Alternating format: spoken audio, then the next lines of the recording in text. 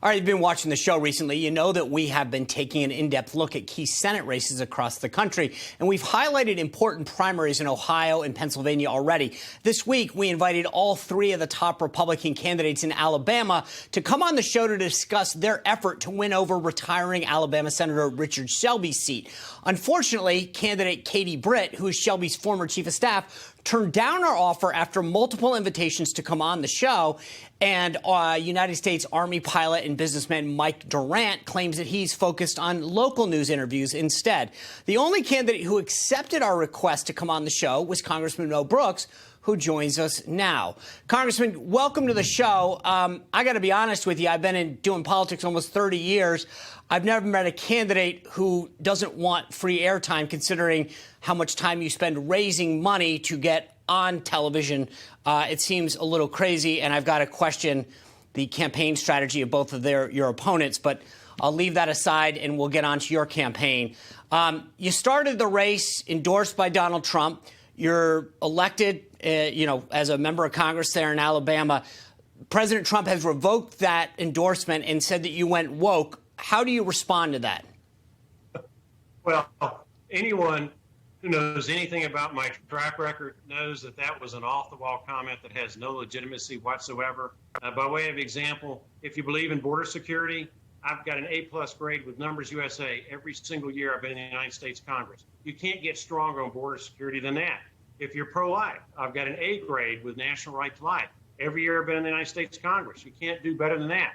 If you believe in the Second Amendment right to bear arms, Gun Owners of America and National Rifle Association have graded my record an A grade every year I've been in the United States Congress. You can't get better than that.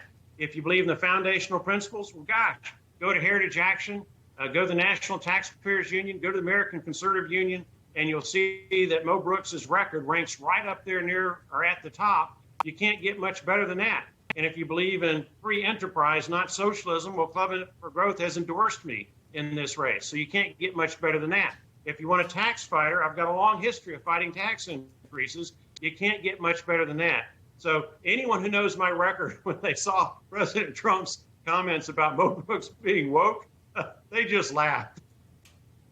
So I've always maintained, though, that right now, I mean, he's the big dog in the party. So what effect has that had on your campaign, losing that endorsement? Well, I don't know what effect it's going to have. Obviously, when I had Donald Trump's endorsement, Katie Britt and Mike Durant were doing just well without it. Now, Katie Britt and Mike Durant, to their credit, they have some very powerful special interest groups, left-wing organizations that are backing them with many, many, many millions of dollars. And unfortunately, that kind of financing outweighed the benefit of Donald Trump's endorsement in this particular race. To be a little bit more specific, the Lincoln Project, More Perfect Union, Alabama Patriots PAC, they're all in, having pledged $15 million to Mike Durant to get him in the race. That's a pretty big deal. You can really market yourself very well in a cheap market like Alabama with $15 million. And then on the Katie Britt side, you've got a candidate who's getting all the money from the open borders, cheap foreign labor special interest groups, from special interest groups generally, because 5 years she's been a lobbyist, just one of those swamp critters we talk about. She's also being heavily supported by Mitch McConnell and the establishment wing of the party.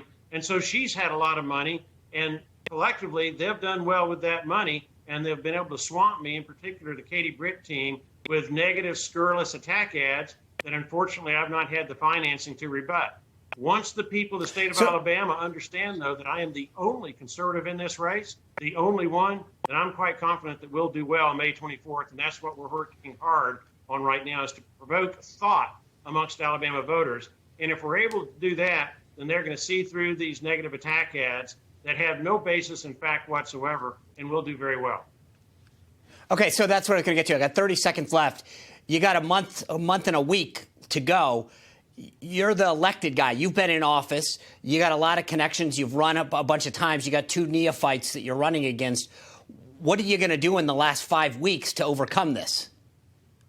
Well, we've been going throughout the state. I think you're going to see that our poll numbers will be on a steady increase from week to week to week. That's what we're looking forward to seeing because of our communications. We do a lot of talk radio. We do some TV interviews like we're doing right now. But really, it's up to the citizens of Alabama to figure out what a con is.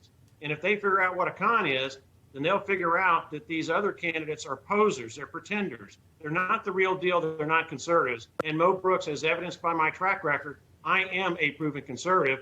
All you got to do, people of the state of Alabama, is do your homework and you'll reach the right conclusion.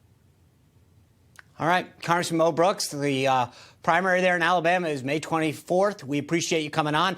Like I said, just to be clear, we invited all three. Congressman Brooks was the only one who accepted that invitation. I appreciate you coming on, sir. Thank you, Sean.